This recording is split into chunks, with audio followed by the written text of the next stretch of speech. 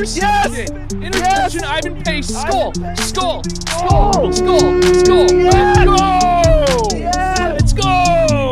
And a backflip in the end zone. Skol! Let's go! That's my freaking goodness. All right. Hey, Vikings fans. Welcome into another episode of the Skol Hop. I'm Evan. And I'm Austin. We're just a couple of dudes from Iowa. We like drinking beer, and we like talking about the Vikings. Yeah, we do.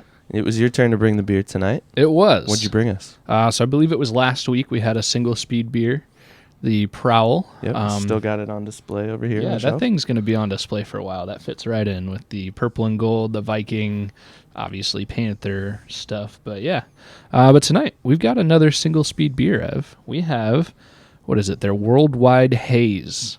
It's World, W-H-I-R-L-E-D, Worldwide Haze. Yep, very, very good.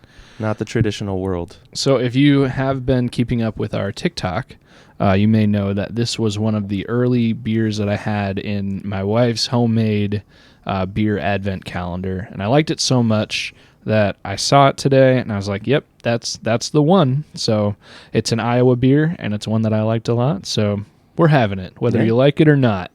And it's a hazy IPA. Fits right in your category of beer. Yeah. And I like it too. It's pretty good. And if you want to know what we think, other than we like it a lot, go check out our TikTok that we recorded right before this episode. Skol. Skol. I always fear that we're going to crack a glass one of these days. It might happen someday. That'll be the best, like, B-roll video. All right. Well, we're sponsored, Ev. We are. We are. And this episode of the Skol Hop is brought to you by Big Top Ventures. If you're considering taking an all-inclusive trip to either Mexico or Jamaica, reach out to our friends at Big Top Ventures. You can do that by emailing bigtopventuresllc@gmail.com. That's bigtopventuresllc@gmail.com. They can get you the lowest rate possible on several all-inclusive resorts throughout the region. Big Top Ventures, step right up to your next big adventure. So yeah, thanks Big Top Ventures. Yeah. We also have another reason to thank Big Top Ventures. They've given the Skol Hop a gift, Evan. I've been waiting for this, and you've built up the anticipation pretty well. I know what it is, and it's pretty awesome, but you do not know what it is. So with no further ado, I will present you the gift. And if you want to immediately see what it is before we say the words, check out our YouTube videos that we post up. You'll see it on YouTube. And here we go. Don't spill the beer. Oh, you're going to let me open it? Yes, I'm going to let you Am I the official gift opener now? So this gift, I believe, will live in the Skull Cave. Wow. Wow. Look at this. Evan has opened the gift. This is something special. He is pulling it out of the box. So for the second time ever, on the Skol Hop, Evan is pulling a Vikings jersey. And it's a Culpepper jersey. Yes. And it's signed. So, yep, our friends at Big Top Ventures, they have gifted the Skol Hop. I think it's mostly gifted Evan, secondarily gifted the Skol Hop. And they were really happy and really excited to give that to us and to you, Ev. And I gave them the choice of being able to do it in person, give it to you in person. And they said, no, it lives in the Skol Hop. So we'll do it on the show. So we will find the perfect spot for this. If you're watching the YouTube video, you've seen the actual gift, the signed Dante Culpepper jersey, in all its glory. And it's glorious. I can say that.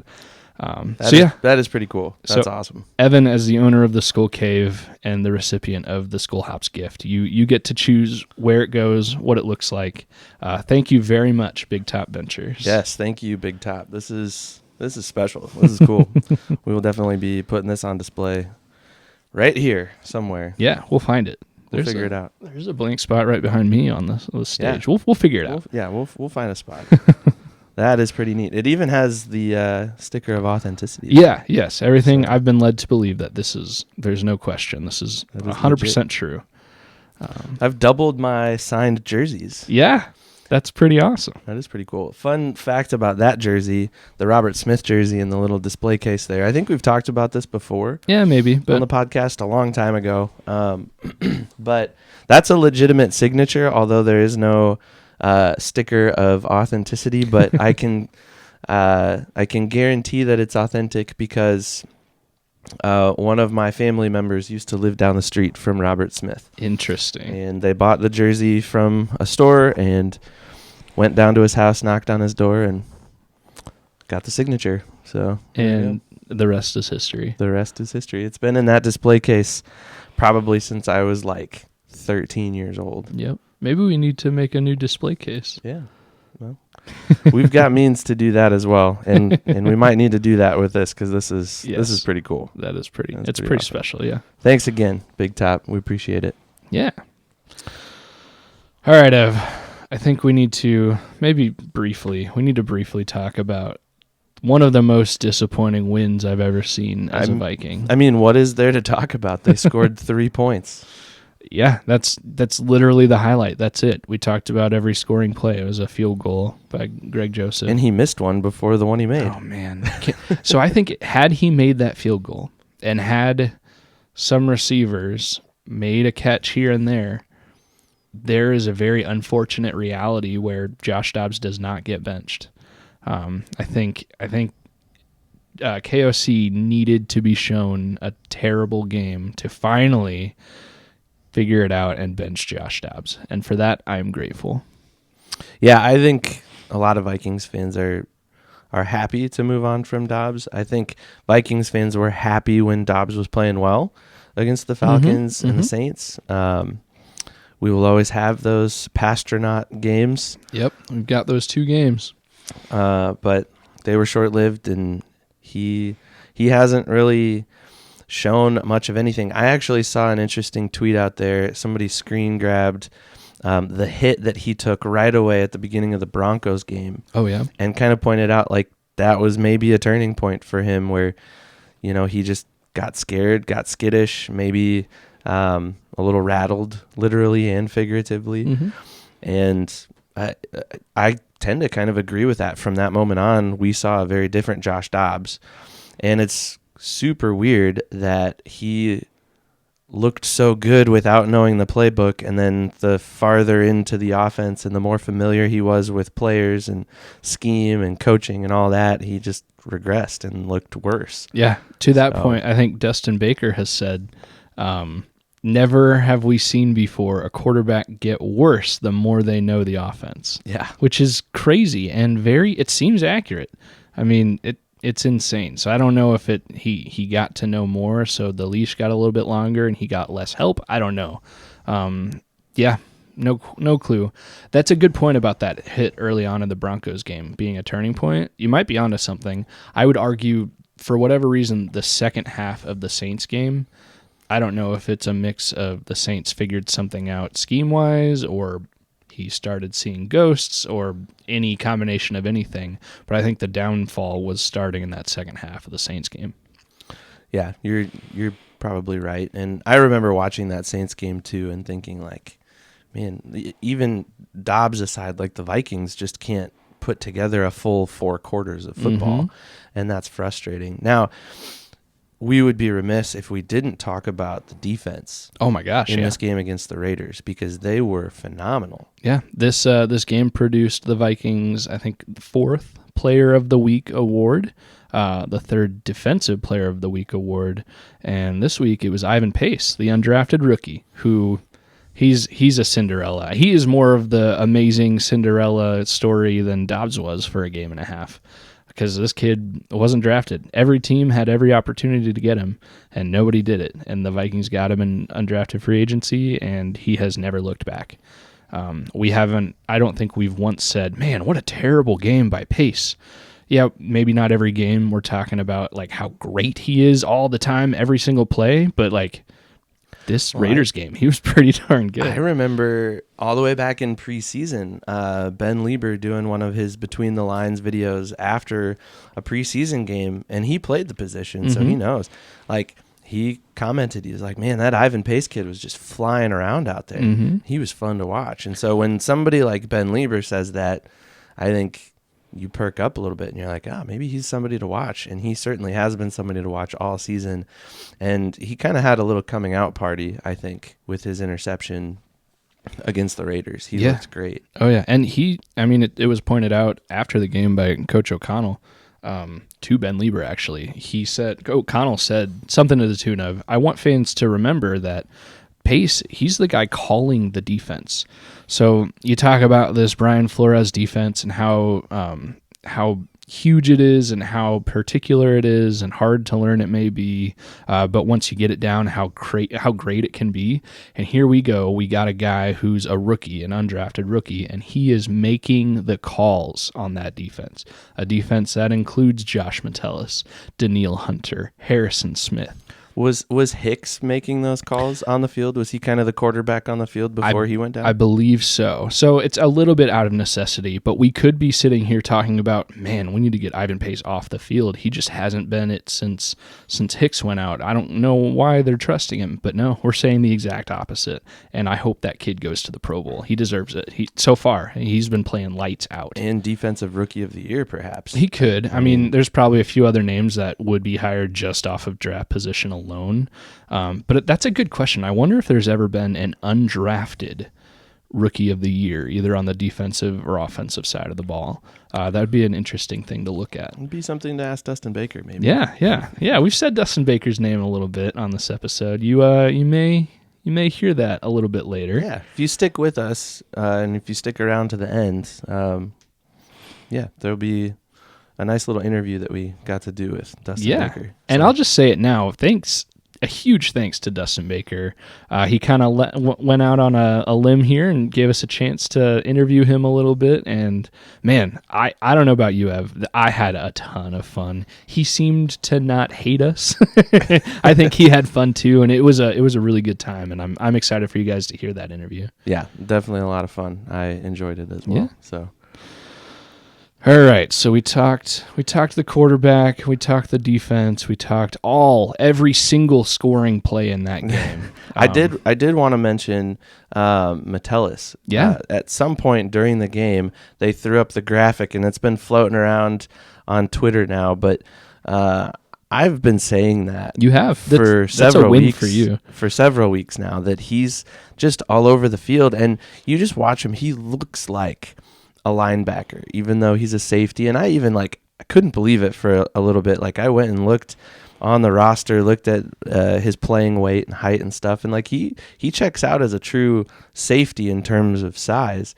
But he's just got a little bit of a stockier build. He's not long and skinny like a Harrison Smith or any of those other guys. But he's been all over the field, and the graphic just listed out all of the different spots, the different positions that he's lined up at.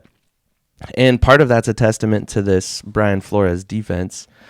But part of that, I think, is just the players that we have on the defensive side of the ball. We just gushed about Ivan Pace, but I mean, shoot, Josh Metellus, he's been playing well too. You pulled it up. Yeah, it's kind of funny to take nothing away from that point. You hit the nail on the head. He is a Swiss Army knife. He's doing things that not everybody can do at positions that, some guys only play well at one position. He's doing it at a handful. And the graphic that we saw on TV and when we were live streaming, you're like, oh, I wonder if we can go back and kind of do a screen grab. And a few minutes later, I saw another account had done that. So we kind of retweeted that account. But I pulled this graphic up that was shown live on the Vikings Raiders game. And looking at it, if you spend a minute and look at it, it kind of gets a little funny because it really lays on thick the idea that he's playing multiple positions to the point that it lists out left cornerback and right cornerback rather than just saying cornerback.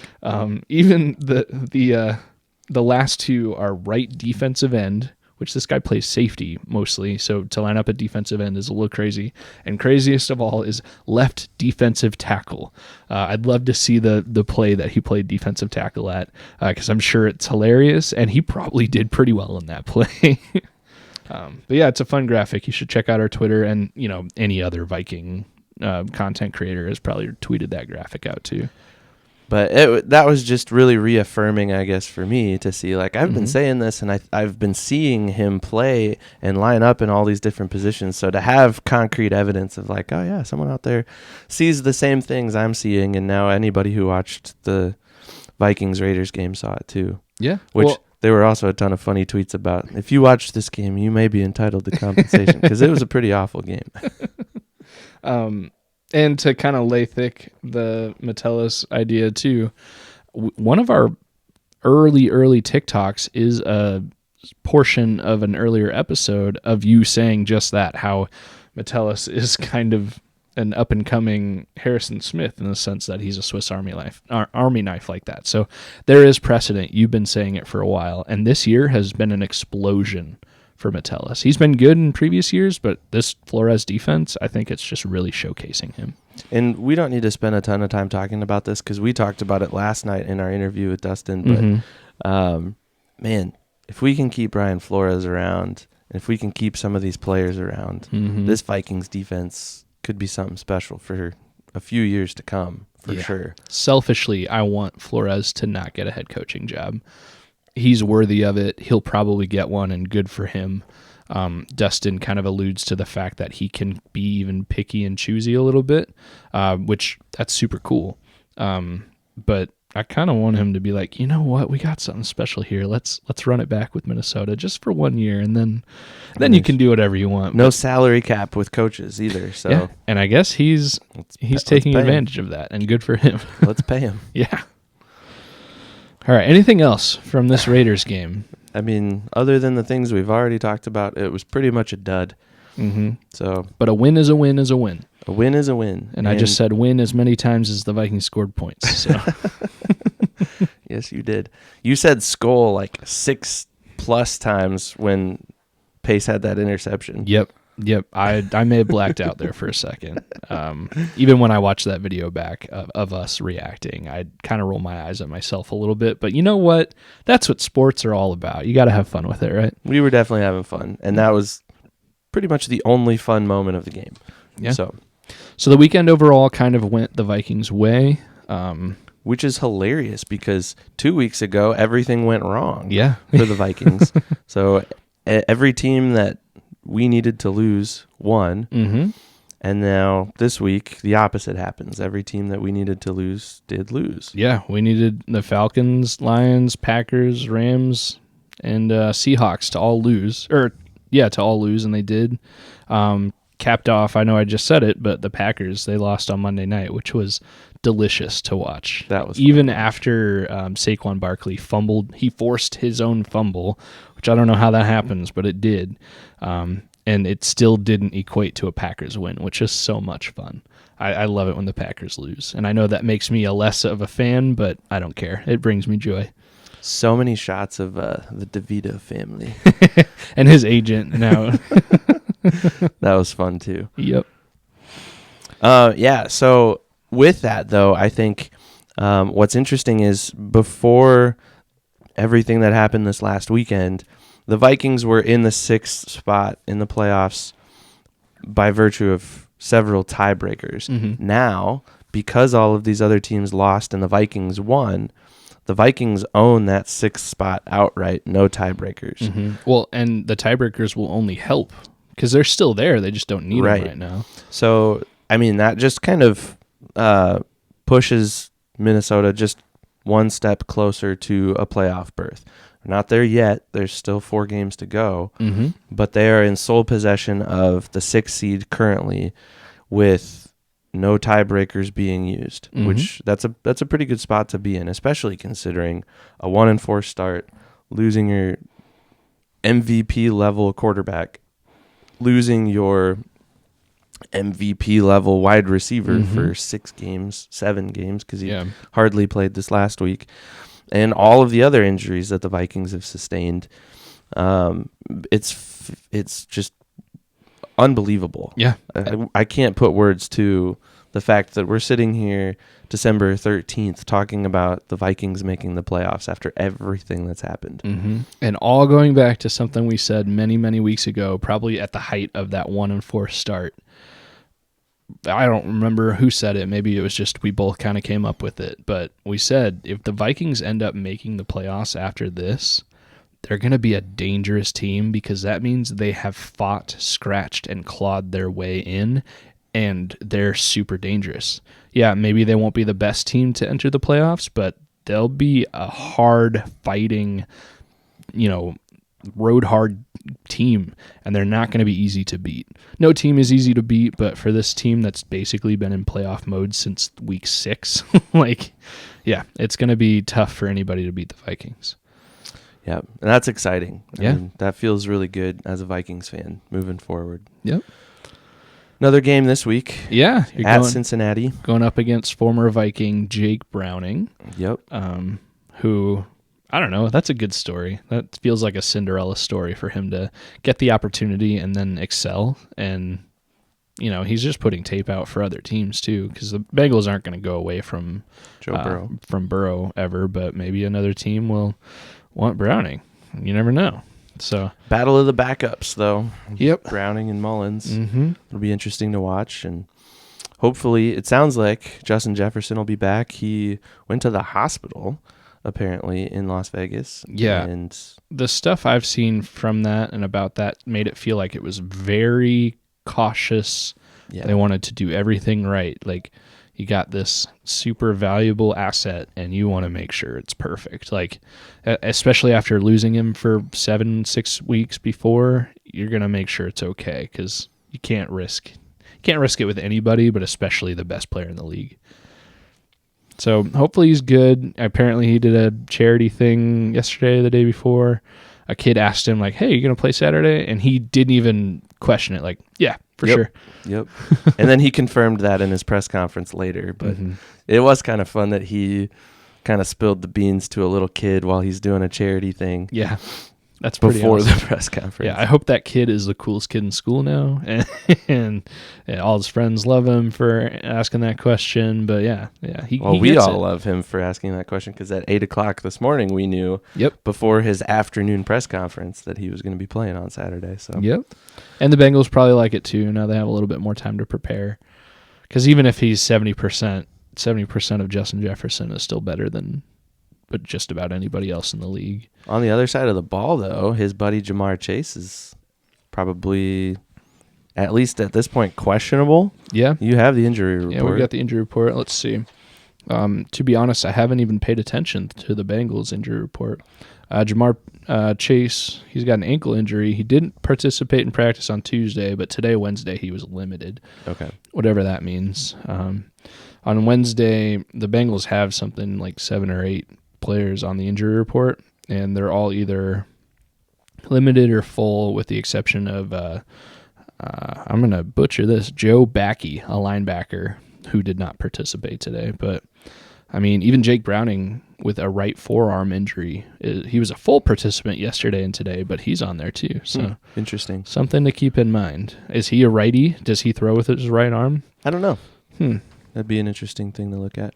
Who else is on there for the Vikings? I know Reisner's on there still. Yeah, so as full participants on Wednesday, there was only one who landed on the injury report, and that was Ed Ingram. So he went from limited yesterday to full today, so that's probably good news. Especially when you have Nick Mullins, backup quarterback, and Alex Madison, who has yet to practice this week with an ankle injury. It's good to think about the idea of getting Ed Ingram back. I think the line overall held up okay. It's just quarterback play and drops really severely hurt the Vikings in the Raiders game. I think one of the keys for Mullins, I don't know if you have this written down on our notes or not, but he's going to have to get the ball out quickly, and I think that was one of the downfalls of Dobbs, was he just held onto the ball way too long. Yep. And I think right there is the experience is going to help with Mullins. And as Dustin Baker has said, Mullins, in a great way, is 70% of... just a little junior Kirk. of Kirk Cousins. He won't be as mobile, but he knows the offense way better. In theory, you'd think KOC is just going to be like, all right, most of the pressure is off. We can just go back to normal play calling. We don't have to translate plays in the huddle and up to the center. So hopefully that is kind of not as much of a factor. Getting the ball out, whether all the offensive line is healthy or not. Brian O'Neill with an ankle injury has not participated yet this week. Oh yeah, he's another big one. Yeah, literally. But when he went out in the Raiders game, he couldn't put any pressure on his ankle. And yeah, I don't know. I mean, I feel like, because who went in for him? Was it Quessenberry that went in for him? Brandell? No, Brandell was playing for Ingram, right? Yep. And then there was a few plays, not much, but a few plays where Reisner was out as well. So that line was getting pretty thin there for a minute. And then Reisner did come back and played pretty well. I think there's still a ticking time bomb with Bradbury and his back. Maybe he'll never miss a game for his back ever again, or it could be 2 plays into any given game. I mean, you never know when that's going to tweak up again. You got to think that he's still continuing to work with the trainers and the Vikings staff to continue to get that back to full health. And the center, more than any other position, puts a lot of stress on their back. I mean, they're leaning over the ball every play. Mm-hmm.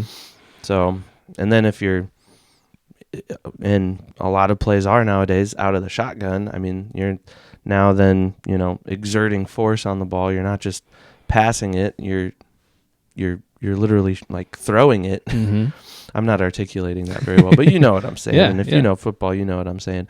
But like, I don't know, there's a lot of pressure there. So yeah, there's something to that. And that's something I hadn't thought of in a long time. Cause it just seems like, well, he's back. He's good. So hopefully that's the case, but you never know. And he hasn't, to my knowledge, Bradbury hasn't even been on the injury report for many weeks now. So hopefully he's behind that and playing fully healthy this week. But other than that, the Vikings injury report, you got Alex Madison with an ankle, Jalen Naylor, who I think is in the concussion protocol. He hasn't practiced yet this week. And then Dalton Reisner, I said he came back, but he is on the report with his ankle injury. He's been limited yesterday and today. And then Chris Reed, he was healthy yesterday on Tuesday, but he was out today with, it just says illness. So Justin Jefferson, he's been limited. He'll probably be limited all week, but I expect him to be tagged with like a probable, or I don't even know if probable is a tag they use anymore. Yeah, I don't know. But I everything I'm seeing, Justin Jefferson should play, and he's probably the biggest name in the league, let alone on the Vikings injury report. So, well, we certainly need him, and we need Mullins to find him and find him often. We need these other guys, Addison, Hawkinson. We need them to get their hands figured out so they can secure some catches. Yep. Even some of those other guys, Brandon Powell and KJ, yeah. Forget about him. Yeah, he's had such a quiet year. Well, he's up and down. He'll be really down and then have a decent game. Yep. And then just kind of be normal for a little bit and then down, and then, last week I think he was down for a little bit. So yeah. So hopefully those weapons can kind of wake up and we can kind of really revitalize our offense, especially after an abysmal 3-0 win. Which I'm kind of wiping away a little bit. I'm thinking it looks a lot better with JJ, with a few of those O-linemen that are a little bit healthier than they were last week, and with a more confident. I think Mullins makes KOC a more confident coach. I think it got to the point with Dobbs that we just can't take him out. He's a hot hand. And maybe the other guys, they were not injured anymore, but maybe they weren't 100% yet. I don't know. I think it takes some pressure off of KOC to have a guy like Mullins who his play style is very Kirk Cousins-like. Not that he is as good. But yeah, I think it's kind of a reset button in a good way. I think Mullins will breathe a lot of life, a lot of BDN into this offense, and it'll be pretty exciting. That will be exciting. And hopefully the results at the end of Saturday, because the game is Saturday this week, hopefully the result is a win for the Vikings, and that will keep them on track for their playoff hopes. And I think the rest of the AFC is cheering for the Vikings too, because if the Vikings win, I think it improves, not a ton, but it improves slightly other teams' chances at making the playoffs. So we'll just have to wait and see. And we'll keep monitoring that injury report, and hopefully some of those guys, like I think Reisner and O'Neill are two that we'll definitely want to watch, and hopefully they can be back and healthy and playing on Saturday. I agree. Yeah. So where can people reach out to us, Ev, if they want to give us their thoughts and opinions, or if they want a sticker? Oh yeah, we've got some new stickers. We do. The new stickers actually came to my door when we were live streaming Yep. the Vikings Raiders game this last week. So we showed those on air. I don't have them with me right now, but if you want a sticker, reach out to us. The best way to do that would be an email. Yeah. theskolhop@gmail.com. Mm-hmm. So you can shoot us an email there. But we're pretty much everywhere in terms of social media. You might be watching us on YouTube right now. We're on TikTok. We've been having some fun with different things on TikTok. We're pretty active on Twitter. You do a lot of stuff on Twitter, Facebook, Instagram, any of those places. Just search for the Skol Hop and you'll find us. Pretty much guaranteed to find us. And if you want a quick way to access all of our platforms, just go to www.theskolhop.com, and all of our social links are right there at the top of our homepage. Yep. And you can also find every episode. If you go to the podcast episode page, you'll actually be able to see a little picture of each episode, as well as the beer that we featured in each episode, with links to the breweries. And it's been a lot of fun to promote some good Iowa beer on the show. So, and this one's pretty good. I mean, we've only been talking for about a half hour here, so we're not all the way through this, but before we leave tonight, and once we get through some of the editing and stuff, we'll have these bad boys gone. They'll be done. It's fair to say you like this worldwide haze. Yeah, for sure. I've had this before. In fact, I think I could be wrong, but I'm pretty sure I lived in the Waterloo, Cedar Falls area when they came out with this beer. Nice.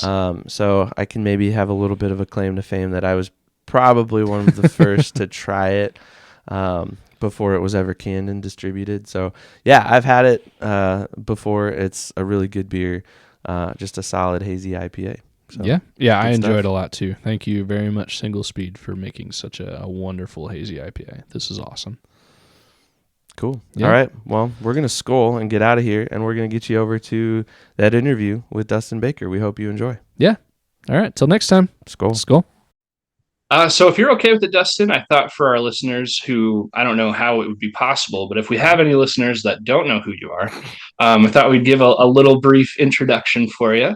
We've got Dustin Baker here, and I was just going to read your whole bio from the Vikings territory, but that makes me feel a little cheesy, so I'll kind of give a highlight from that paragraph. You graduated from the University of Minnesota in 2007. You're an editor for Vikings territory, which is pretty awesome. And how kind of I first found you was you host a podcast with former Viking Bryant McKinney and a couple other people, the Believe in Vikings show. That's a weekly podcast every Wednesday, right? Yeah. And you, not terribly long ago, you started doing a bunch of stuff on YouTube, as well as other stuff. But one thing I find fascinating is pretty sure you switched to having this whole talking about the Vikings and sports in general to being your whole career. Yeah. So that's pretty cool. Yep. So again, welcome on. Thanks for coming. Hope we have a good time. Absolutely. Yeah. Well, I did go to the University of Minnesota, and I got 2 degrees there, one in political science, one in history. And while I could still use those down the line, when you have those 2 majors, all you do is write. You write blue book tests, and then you write papers, and that's really all you're graded on. So thankfully, I was trained pretty well, I think, as a writer there. And then, just through a series of accidents in 2020, I turned into a writing gig. And now it's full time. All I do between family life and then recreation and work is Vikings football. Does that get old ever? Does it ever get like you just don't want to deal with the Vikings anymore? No, not really. There are stretches in June and July when it's dry and you're searching for content to keep busy. That gets a little like tedious, but no, I would say when they lose, you take it with maybe a little bit more grain of salt because this is your job and you can't act like a 4-year-old. And so there's a little bit of maturity on the fly there. But no, every day I wake up and it's like, what can I tweet today? What can I write? And that's the beauty of this. And I urge people to, monetize your hobbies if you can, because if you work doing something that you're obsessed with like this, you would never feel like you're working. I probably work on Viking stuff like 80 hours a week, but it never for a second feels like I'm working. Yeah, that's awesome. Evan and I recently over the summer we started the Skol Hop, and everything we've done for the podcast, we're still growing. We're still at the first step of everything, but everything we've done, there's been a lot of hard work, but it's really been a lot of fun. And just even once we get one more follower, it always feels great, and one more TikTok view, it feels awesome. And it is kind of a good journey, but it has been a trying season to start this whole adventure too. Yeah, I don't know that I want my wife to hear what you just said, because she might kind of roll her eyes and kind of, not believe that this could actually become something, which I think what Austin and I both want. So, yeah, absolutely. The internet is the Wild West. If you know how to harness it, monetize it, if you get familiar with SEO optimization, it's kind of like that meme where the YouTuber 8-year-old who makes like 10 times as much, like whatever that meme is. If you know the crevices of the internet to monetize a website, there's a lot of money to be had. And thankfully I got connected with a guy about 3 or 4 years ago that knew how to do that, and that's what I've been doing ever since. It's awesome. Well, as a fan of yours, I hope you keep going, and I hope you're as successful as you deserve to be. Oh, thank you. Keep it going. So I will. Well, to kind of tear everything down, if people don't know who you are, kind of want to ask, like, how did you become a Vikings fan? Was it like a geological thing, or was it just one day something hit you on the head and you decided to enter this fandom? It was quasi-geological. So when I started off getting into sports, the Minnesota Twins got me into sports. I was born in Sioux Falls, South Dakota, so my mom was like a sideways Twins fan. If she had to watch baseball, she'd cheer for the Twins.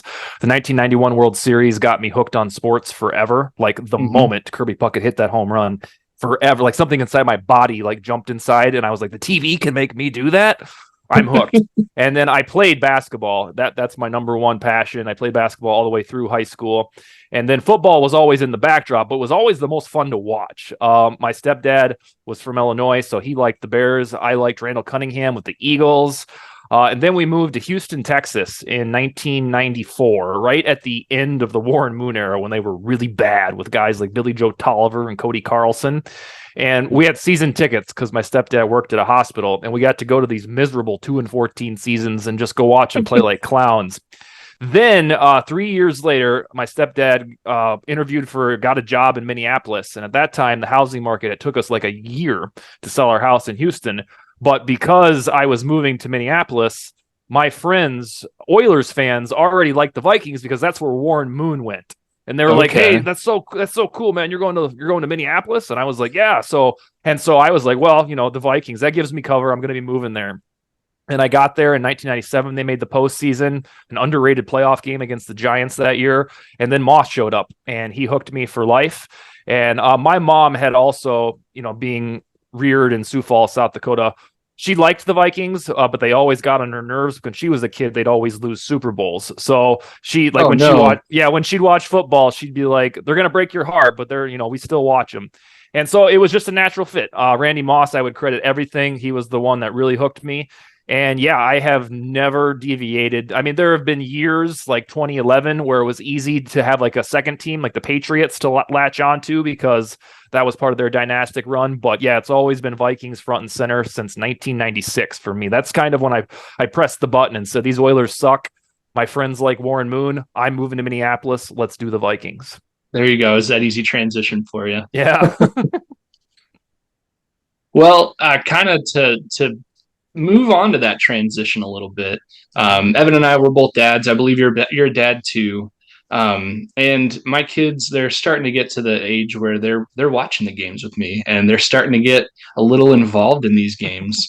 I have a rule in my house that anytime the Vikings win, we have ice cream. We have victory ice cream for a Vikings win. We've had less ice cream this year than we did last year. But to focus on you a little bit, have you ever felt a little bad by entering your kids into this fandom a little bit? No, I haven't. I mean, it's certainly crossed my mind. But the last time there was genuine heartbreak, I mean, my son wasn't even born yet. My daughter hasn't shown any interest in football, but my son sure has. We got season tickets when the U.S. Bank Stadium opened, two of them. And then last year, 2022, week one rolled around. My son's like, "Hey, are we going to the game?" And I was like, "Well, you're not. We only got two tickets." I figured out a way where he could come. I bought some other tickets at, premium value. And then the second game rolled around and he was like, "So what time do we leave?" And I was like, "You want to go again?" So we finagled ways to get it done last year. And then over the offseason, I bought another batch of 4 season tickets. So now I have 6 altogether. And yeah, my kid for the rest of his life can go to Vikings football games so long as he wants to. The way that I combat the "how could you do this to your kid, the sorrow," is this dude is 7 years old. He's going to be alive for 75 more years. They're going to win a Super Bowl in the next 75 years. If the Cubs can do it, by God, the Vikings will do it. So, yeah, he's going to have to go through the heartbreak. That's fine. But I'll teach him like I did early on, inadvertently almost. 20 years ago, I picked LeBron James on the draft night as my guy in basketball. And so that always hedged my sports fandom. Like when I know the Vikings are going to let me down, at least I got LeBron to go from there. So I'll teach him how to pick somebody from a different sport when he gets there to latch onto. But no, it's all positive memories. I know the Vikings are going to let me down from time to time. You could feel it in your bones when it's about to happen. But no, it would be the ultimate betrayal if I said, "You know what, son, I don't want you to have to go cheer for the Texans," or so. There's no way I would do that. And it's I hope that when I'm old or when I'm dead, he always remembers like these first 7 years that we forged. Yeah, that'll be awesome for him. That's crazy. He's gone to more games than I have, I think, probably. And me That's too. awesome. Yeah. All right. What else we got here? Evan, what do you got, Ev? So I think we've already kind of touched on this, but Austin and I are both interested in kind of making a career out of, or not even just a career, but even just a side hustle out of talking about the Vikings. It's something that our friendship has formed around, and Austin and I have known each other since we were 10 years old. Oh, sweet. And now we're in our 30s, and we've gone to middle school together, we've gone to high school together, we've gone to college together, we were in each other's weddings, and the Vikings have always just kind of seemed to be revolving around our friendship.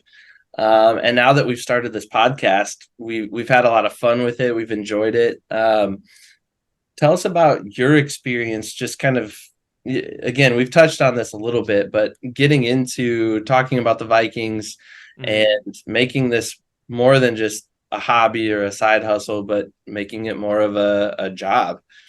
Sure. So like I said at the top of the show, I've always, since being a youngster and then high school and certainly college, been what I think is a decent writer. It's always just been a natural tool that I've had, but it was never front and center. It was like my wife knew, my mom knew, like, "Oh, we need something written, just have Dust do it. He's awesome at it." And I always like, "Well, yeah, cool, I'll do that. That's easy. I can have something written in a heartbeat." And it was always at my disposal, but I was like, I from a very young age, at like age 19, I was a manager at Sears, and like every step of the way, I just became a manager somewhere else. So I ultimately settled on project management, but I always had the ardor to write. And in 2020, let's see, the Viking Age, that's a fan-sided website. I started writing for them, which I thought was going to be that I had something to say about Stefon Diggs leaving the Vikings. And I think it was something about how that didn't have to be the end of the world for the Vikings. And I sent that to them, and I thought that would be like my thumbprint on the internet forever if they published that. And they did. And then it turned out they were like, "Yeah, where's your W-2 and all this?" And I was like, "Oh, I don't need to get paid. Like, I just want to get that out there. I think it's cool." And they're like, "No, we want you to write more." And so I started doing that. I was only there for a few months. A guy named Joe Johnson, who founded purpleptsd.com and bought Vikings territory, he threw me this Godfather offer in late summer 2020 and said, "If you leave that other website in the dust," he's like, "I'll give you a 75% split of whatever you write. You can keep it." And I was like, that sounds way too, that's not right, is it? And he backed it. Unfortunately, Joe passed away in the summer of 2021. There was like a freak thing. He was my age, and his family wanted to keep the site going, and my name was all over the place on the site. So we've continued that relationship. So yeah, it was always a bunch of happy accidents that got me to the next step. Right when I started writing at Vikings Territory, I got a message from the Believe Network on Twitter that said, we're looking for somebody to do a host with Bryant McKinney. And I thought, I was so new to the whole thing. I was like, this has got to be a catfish thing or something. I completely thought it was being duped. And I felt him out. And then eventually I sat down on a Zoom call with Bryant McKinney right in the middle of the pandemic. And yeah, it was like, I felt like a little kid. And so, yeah, we've been doing that show for 3.5 years. I started the YouTube thing when I went full-time Vikings content because I was like, you know what? I've got their eyeballs from writing. I've got their ears on a podcast. I need a video arm. And that's just a forum where I can go in and even if I'm by myself, I can just get on and say, hey, 3-0 is a win is a win.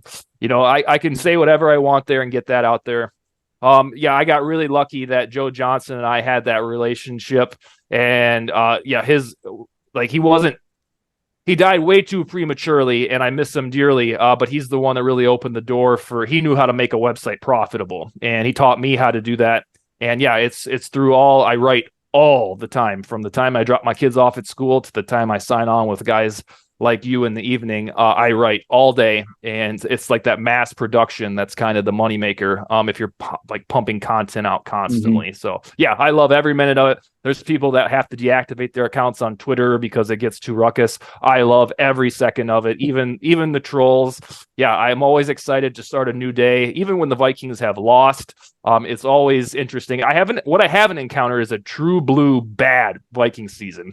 Eventually that will happen, and I'll have to see how life goes. I'm sure it won't be fun, but yeah, that's my little journey. Well, that's exciting.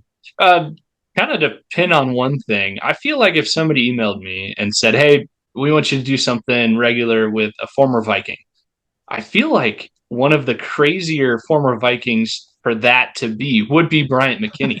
He just seems like he's got like that personality and that like almost off the ball stuff that it's got to be a little interesting, like got to be exciting and something you'd never expect, right? Yeah, anytime it absolutely is. And it's mainly because he knows everybody. If there is a football player who went to the University of Miami, Bryant knows him. And then through network, I can name drop. One time, I think I told him casually, I'd be like, yeah, it'd be really cool to have Randy Moss on when we get up and running. And he was like, yeah, I'll message him and see if he's available next week. And I was floored. I was like, what? And so you have to be careful what you say around him, because then all of a sudden he'll have that guy show up and you're totally unprepared because, he thinks it's funny. Prepared for Randy Moss? Yeah. Oh, yeah. He'll just have like last week he had Donald Penn just call in. And I'm like, all right, yeah, that works. Former Viking turned Raider turned Buccaneer. But yeah, he's got so Jared many. Allen fighter. Yeah. Yep. He's got so many stories and he knows so many people. I went down to meet him in person for the Dolphins Vikings game, and I got to sit in one of his friends' suites. That was pretty awesome. One small final story about Bryant is when I first met him, I didn't know him, and I didn't want to ever bring up Love Boat because I didn't want it to be awkward. If he would be like, yeah, we don't talk about that. I never knew how he reacted. I started having Sally Spice on the show weekly. And that's like one of the first things she did was ask him about it. Of course. And he loves talking about it. He always is just like, hey, that created the win streak, man. We galvanized around that year. So yeah, I was sheepish about Love Boat, but it turns out it's one of his favorite topics to talk about. Were you just kind of thinking about that the whole time? Every time you interact with him, like, this will be the day I ask him about it, or like, did it just stick in the back of your mind? It stuck in the back of my mind because I didn't know how a player, if they thought, that was a raw deal, it was just boys being boys. And I never really knew him off air. We would text every now and then. And so I was like, you know what, if it comes up naturally, if he brings it up, then of course I'll pile on and ask the questions. And I remember the first time I had Sally Spice on, she was just like, so Bryant, about that Love Boat. And I was like, oh, here we go. And he had the biggest smile on his face. And so, yeah, I was unjustly shy about it for like 4 months. And it turns out we basically talk about it every other week now in some capacity. Yeah, it's a funny topic to hear about between you guys, the guys on the power trip on KFA, and they bring that up every once in a while. It's just it's kind of like a mood lightener, you just, that crazy thing that happened. Yeah. So you've brought up Twitter, which is another one of the first ways I was introduced to you, and I wanted to ask. So like you post a lot of like really interesting and kind of off the ball, but not totally unrelated stats about the Vikings. Um, how did you first think to come up with that? Is that something you're always thinking about, like random numbers, or is it just like, oh, this might be interesting, and it took off? Yeah, that's another marvelous question. When I was about 6, 7 years old, I was taught by my mom and dad how to do pretty advanced math. So, like in kindergarten, 3-digit multiplication, it always clicked with me how numbers worked. And then they saw my love for sports. So they started buying me sports almanacs. When I was a kid, they had a yearly one, and that had every player's batting average in baseball, points per game in basketball.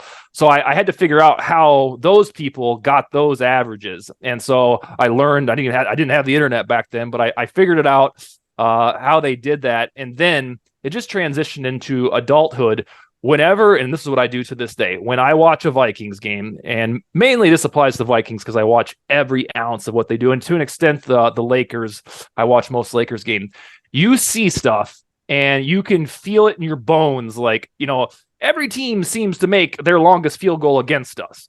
And instead of me just saying that, in a just a big huff and puff, I have to figure out if that's true. And so I've learned how to manipulate stathead.com. Pretty much, all of the EPA per play sites. I have all of the go-tos to figure out if I have a preconceived notion of like, it always seems like Cousins throws between 20 and 25. I want to go see how comparatively he does that to the rest of the NFL. So it was an early passion for math, which I thought I was pretty good at. My mom's catalyst of saying, well, hey, this math stuff you like, that goes hand in hand with this baseball stuff you like. And then once the internet was born, I think this era of analytics has given a lot of guys like us and gals like us tools that say, yeah, here's how you go find that out. So when I first got to Twitter, I certainly knew how to find your standard volume stats like yards per carry and passer rating. And then as I became more nuanced, I was like, all right, well, you got PFF, which is a decent baseline for how to judge a player. Then you've got EPA per play, which is glorious. So I try to use them all. DVOA is pretty awesome. I try to use them all to paint a picture of how the Vikings are, or how another player is. But at the end of the day, when it comes to the Viking stats, usually I can use my eye test to say, hey, you know what? On third down, it feels like XXX. Let me go check this out. Oh, go figure. They ranked 27th or something like that. Usually your suspicion's confirmed. And I got sick of people just regular casuals saying like, oh, well, Kirk Cousins is a dink and dunker. And I would always say to myself, I don't really see that. So am I right or are they right? And I go dig it up and I'd be like, no, that's not true at all. So yeah, it was really a search for the truth and then just a convenient hobby for numbers as well. Yeah. Well, and in that case too, you present numbers like, no, yeah, actually Kirk is not just a dink and dunker. And then people come out, oh, you're just a Kirk Cousins apologist and nothing you say is true. You can't win really. I've spent but so it's much all time. just content. I've spent so much time in the last 5-6 years trying to figure out why that guy is such a lightning rod for criticism. And I mean, I've tried 1 million times to take a step back and be like, does the guy suck? Do I just like him? What's the deal? And I always arrive back at the same thing, that he's a pretty darn good quarterback, a lot like Matthew Stafford. It's just that he's paid at a level that we are obsessed with him being in that top crust, like 1 through 5. And he's just not that good. He's about the 11th best quarterback on any given Sunday, and throughout an entire season, that's usually where he ends up. Whether or not he plays for the Vikings again, we're probably going to get into that. I don't know. But yeah, Kirk Cousins really dragged me into the Twitters because I got sick of people saying that he only got good during garbage time. It's like, that's not true at all. He was good in garbage time. He was good in regular time. Ultimately, I believe that the Cousins narrative always comes back to money. Oh yeah. Mm-hmm. Absolutely. And it's only gotten less and less of a narrative the more other guys get signed a big contract. I'm curious, Dustin, is there a particular stat that you pay more attention to? Like you reference PFF, DVOA, is there one that you gravitate towards more than another to like help you kind of decipher what's going on with specific players, specific teams, things like that? Yeah, it is so PFF, I would normally say, you know what? I really like that. But then there's certain times where like Roquan Smith will have like a 51.2. And I'll be like, you know what? That is not right whatsoever. Like, I don't care what this thing says. So there's always a caveat with PFF that, like, wait a second, that's not completely correct. So the ones that I would use most, especially evaluating a team, are EPA per play, Ben Baldwin's site, which is open source and free, and then DVOA. It's kind of weird that they were on Football Outsiders, and then that just folded, and now it's his own thing.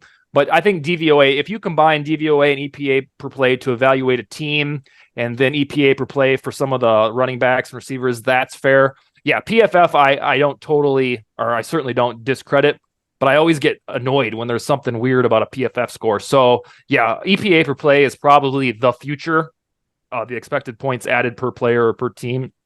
And then I use DVOA to make sure that EPA per play is, behaving.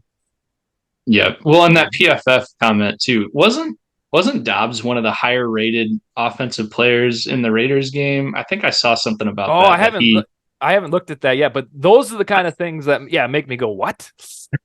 Yeah, I think somebody said that on Twitter that just kind of highlighted that there were a few drops. So his numbers may look better than it actually feels like it looked. I was true. Yeah, there was some crucial drops that he probably wouldn't have got benched if Greg Joseph made that first field goal. But I mean, it's now it almost feels like, well, thank God they eked out the win, because now we got a little rejuvenated hope that it's so weird to me that there are some quarterbacks like Dobbs where they are so good for a game or two when there's nothing at stake. And then you talk yourself into, this guy's going to be a starter. God, I mean, come on, look at him. And then within a week or within 3 weeks, he's back to like, oh, that's why it's a QB2. Josh Dobbs is the first guy I've ever seen who's gotten worse when he started to learn the playbook more. Like, it doesn't add up. I thought it was funny. You tweeted pretty early on when Dobbs, I think it was when he got traded. You said something like, "Aren't we all super excited for the exciting Mullins, Dobbs, Hall talkers that we all had when back in the Bollinger and Holcomb days and stuff like that?" Yeah, I could feel that. Because we took for granted 5.5 years of Kirk injury free. Even the people that love Kirk and put him on a pedestal, we took that for granted. Like, that was always his superpower, was durability. And I just knew, I was like, we're not gonna get away with just having some Case Keenum come in and do this again. And then Dobbs showed up that first game. I was like, oh, maybe there won't be one. Maybe I was wrong. But the moment Kirk got hurt, everybody was deflated. And I looked down. I was like, oh, Mullins is on IR. Mannion is still on this team. Jaron Hall, we have no clue what he's going to be. I didn't even know about the Dobbs trade at the time. And so, yeah, this is familiar territory. If you've been a Viking fan for longer than a decade, you have an honest-to-goodness quarterback carousel, which used to be pretty normal. Yeah. I think ever since Culpepper, it was just a carousel after that. Well, we bring up Kirk. What do you think happens with him after this season and through the rest of his career? Is he a Viking? Is he not? What do we want? I don't know. This one I also think about a lot, and there is no right answer right now unless you're Kwesi Adolpho-Mensah. But what I keep going, there's two things I keep going back to. It's that Kevin O'Connell and Kwesi Adolpho-Mensah, whenever they're in front of a microphone, they talk about their love for the guy. Like Kevin O'Connell said about a month ago, like, how I feel about Kirk Cousins. He's going to be a free agent, but we hope that works itself out. So that leads me to believe they're going to try to bring him back. But then you look at the salary cap, and you are certifiably going to play Justin Jefferson at least $30 million per year. Danielle Hunter is going to get at least $28 million per year. Christian Darrisaw will be eligible this offseason. He's going to get 20-something. Who am I missing? TJ Hawkinson just got paid as the richest tight end in NFL history. All of this is shaping up for a quarterback on a rookie contract to glide in, and you have that, almost free quarterback for 5 years, because I don't know how you can keep paying all of these guys close to max money. Now, Cousins, in theory, could come back and say, you know what, boys, well, I'll play for $25 million. But he never does that. That's what everybody's asked of him since it started to look like the deal was too much in 2018, 2019. That's one thing about him. He's this Cole's dad persona, lovable dude with Netflix documentaries, but he's shrewd, or at least his people are shrewd. He always gets the guaranteed money. And the final part of this, before I deliver an answer, is Kwesi Adofo-Mensah, Kevin O'Connell came aboard about 2 years ago. If you're not going to draft a first or second round quarterback now, when are you going to do it? Are you really going to attach your entire employment to Kirk Cousins? I guess it could work like Stafford eventually hit pay dirt with the Rams, but it feels like you have two young thinkers, offensive minded, that have the best wide receiver in football. You've got an offense that you've tailor-made from heaven for a young guy like Jaden Daniels. I would say that because Cousins probably isn't going to take a dinker deal, I would say that this is the time now to draft Bo Nix, draft Jaden Daniels. And if you can get away with it for one more year of Cousins being back at 35, so be it. But I truly believe that he is close to done with the Vikings. And I mean, it was 5.5 years. You got to the playoffs twice. You won one playoff game. When it's all said and done, you're kind of just doing the same thing over and over and over. So I fully endorse a divorce from the Cousins era and bring Mullins back, or if you even want to bring Dobbs back as the patch over guy, and then draft your guy of the future, because 3 years in and you still haven't drafted your quarterback. What are we doing? Yeah, that is interesting. Do you think it's kind of like a best of both worlds kind of situation where like you bring Cousins back for a year, you draft your guy of the future, and just like let Kirk kind of pour into the guy underneath him and see what happens after that? Or is it like, no, we draft the guy of the future now and move forward, or we just let Kirk go completely, or we get Kirk for 2 more years, let's see what can happen in 2 years? I mean, what do you kind of foresee happening in the next couple of years that way?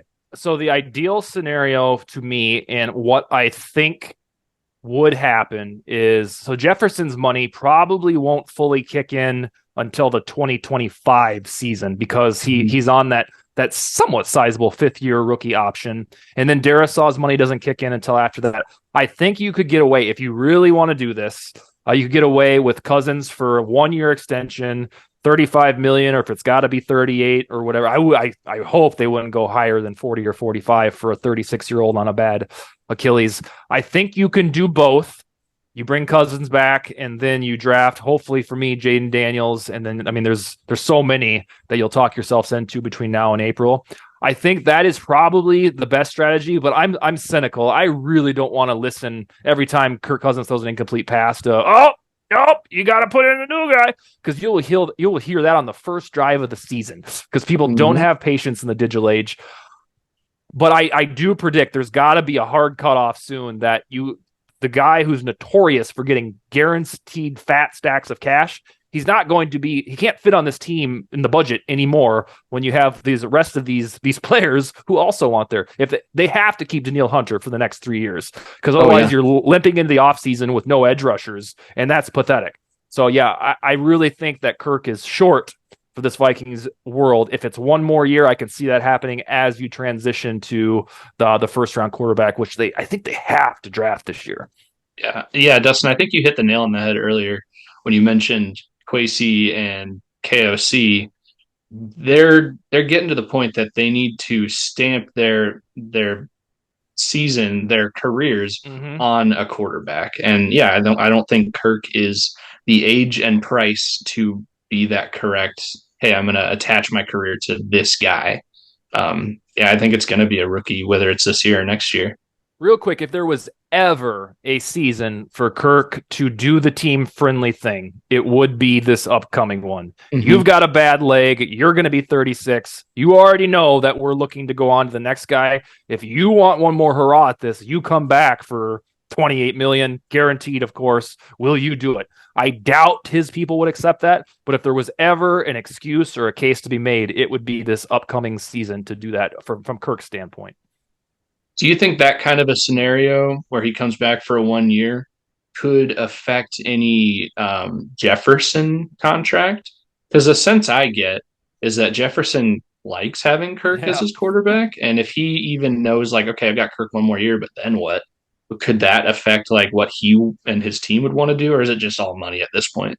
Well, this is really funny because I spent the first 2 years hearing that Jefferson couldn't stand Kirk, and I'm like, really? You caught one hot mic where he's like, throw the ball. He heard that one time. People were trying to start that narrative. That was so dumb.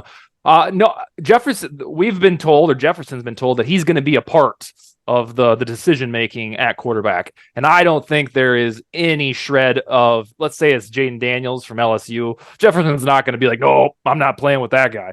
I mean, that would probably be the best if you bring Daniels chilling, waiting to take over in 2025. Bring Cousins back, his buddy, for 1 year. That's probably ideal. But I think that they will do everything they can to keep Jefferson. They've said it. Every single leader since last January, from the Wilfs to Kwesi to Kevin, have said, they smirk. They're like, yeah, Kwesi said he doesn't want to do the job as Vikings general manager if he doesn't have Jefferson on the roster. So it's a no-brainer that Jefferson gets extended. And I think that in this day and age in player empowerment, that certainly Jefferson will be involved in the decision. So yeah, maybe it's both. Maybe it's Kirk and the next guy. But I don't think we have to be paranoid that, Jefferson walks if Kirk's not coming back. Okay. We spent a lot of time talking about the quarterback situation and just kind of what would happen next year. What do you think about Brian Flores? Where does he end up next year? Does he end up back with the Vikings? Do the Vikings invest in keeping this guy around? Obviously, the defense has been really, really good, especially this last week, pitching a donut against the Raiders on the road. I think he deserves a chance to come back, and I think given his history in the league with the Dolphins as a head coach, I don't know if he's going to be super open to head coaching. I don't know. What do you think? So on my YouTube show way back March, April, I revealed a theory, a paranoia, that I said I believe that the Patriots were going to struggle and slump because I never saw it with Mac Jones. And I believe that there would be a parting of ways with Bill Belichick. And I thought Brian Flores would turn the defense around to like 15th best. And that would have us all head over heels excited. And my paranoia was because Flores spent 15 years with the Patriots. And in my opinion, Belichick was going to probably move on. I thought the Patriots would be about 7-10, and that would cause the split. Man, Flores would be at the top of the list because you don't spend that much time with an organization and not accrue a good reputation. So I will maintain, probably just sticking to my dogged theory, that if Bill Belichick steps away, I don't think he'd be outright fired. I think they would sex it up to say, hey, he's moving into a consultant role, baby. And then I believe Flores would apply for that job. I have been told by some some insiders, that Flores is already handsomely paid. That's how they were able to get him. So I think it would be more a continuation of that relationship, or I guess in theory it could be a pay raise.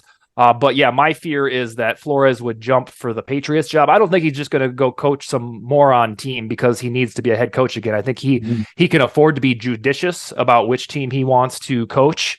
I don't think the Steelers would fire Mike Tomlin, but Flores just spent a year there, and I'm sure that they loved him because he's so awesome.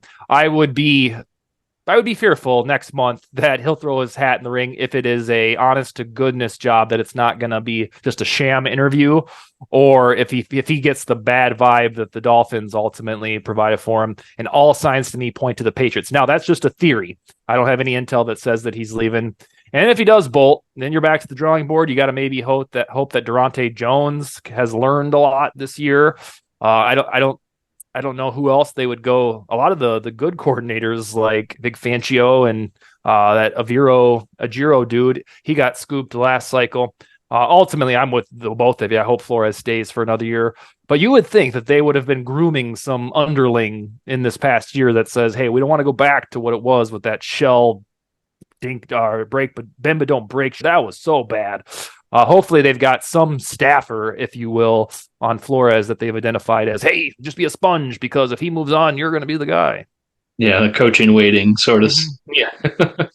I think he definitely deserves the chance to be a head coach again. He's obviously earlier today in your YouTube video, you mentioned you'd be excited if he turned everything into like the 15th best defense, and all of a sudden he turned everything into the 5th best defense. Yeah. You can't. I mean, that's the whole reason we're still talking about playoff scenarios and why it even matters if Nick Mullins plays, is because suddenly Kevin O'Connell called it a championship caliber defense. That we thought this was going to be an offense first enterprise indefinitely because of Kevin O'Connell and Kirk, but now you're staring down the barrel of a gun that says, God, if we don't find a competent quarterback, we're going to squander this thing because this could be a defense that you ride the wave and win a playoff game or two. That's what they think because, they're coaches and the ultimate competitors. So I think that's why, they went and got Josh Dobbs with the flyer that, we can really sculpt him. And that's why that last game mattered so much. And then these remaining 4 do is because this is a defense that if you had, go figure this happens. Kirk Cousins gets hurt and the defense turns back into what it was in 2018. That's what it is right now. But EPA per play, it's just a step down from 2018's defense, which is really good. Yeah. Yeah, that's crazy. Hopefully the offense can turn something around. We can have something magical. I don't know that'll happen, but that'd be crazy. Hey, well, Dustin, what's that? I got one final question for you. Yeah, man. There were some rumors flying about yesterday the Browns bumped Flacco down to the practice squad. Today I saw some rumors about La'el Collins possibly getting scooped up by the Vikings. I think that might have been a little bit of clickbait maybe, but all of that aside, all of the hyped up rumors aside, is there anybody right now out there that the Vikings could pick up that they could just immensely help their case to make a playoff push and make a deep run in the playoffs that that nobody's thinking of right now? Before Wanham decided that he was good against other teams other than just the Bears, I had hoped that they would sign Robert Quinn. He's been a free agent, but that's when I thought that Wanham was just this third down specialist who was good against Fields. He's turned into a true blue starter, at least for this stretch of game. I would have endorsed an extra edge rusher like Melvin Ingram got scooped by his old Dolphins today. I wrote about that Flacco rumor. That came from a Pittsburgh radio station where a guy who has a huge following tweeted, "Hey, if the Vikings throw $8 million at Flacco, who says no?" That would have been a great theory a month ago, but we're too deep in this thing that if you have an incumbent, a guy who was the QB2 last year, Nick Mullins. Dobbs just kind of flamed out, sorry to say. Jaren Hall is who we all wanted because of the rookie upside, and you might as well if you're not going to win the Super Bowl.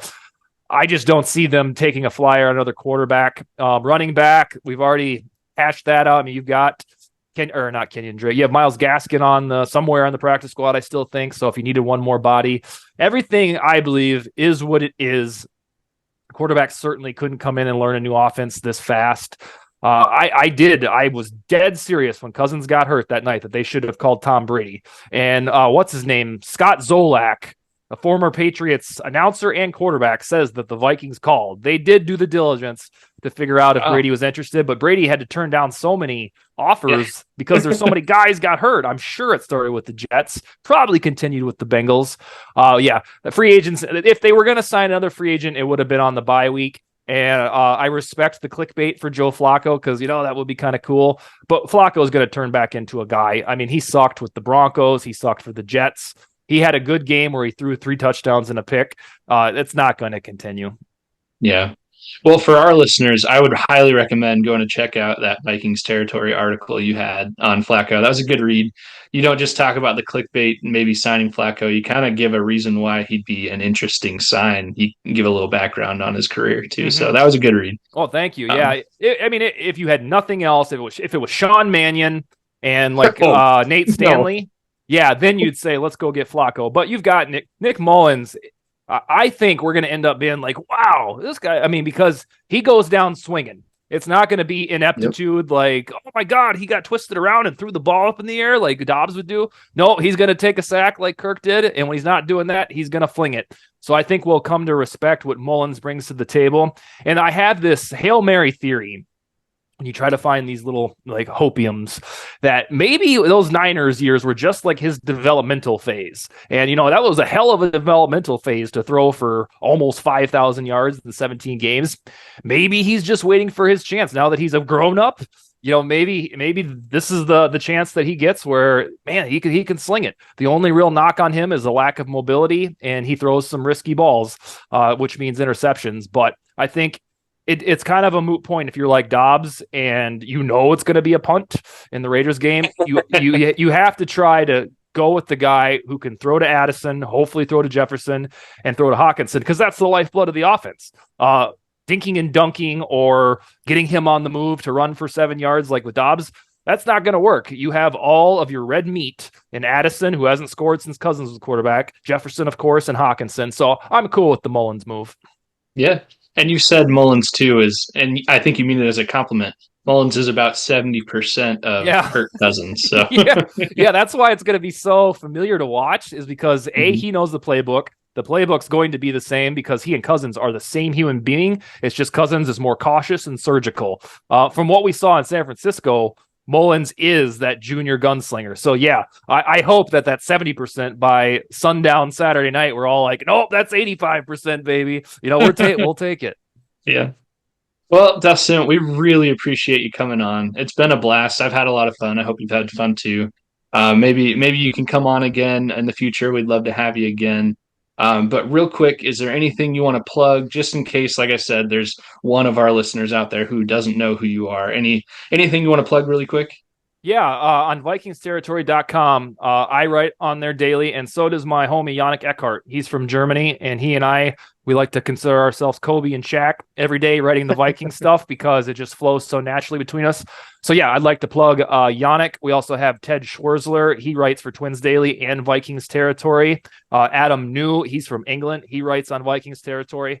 So yeah, every single day we're writing stuff on there, covering every aspect of the team. And we're objective. We aren't homers. We're also not hot take merchants. We're not just gonna, hey, here's what they should do. They should go get Flacco.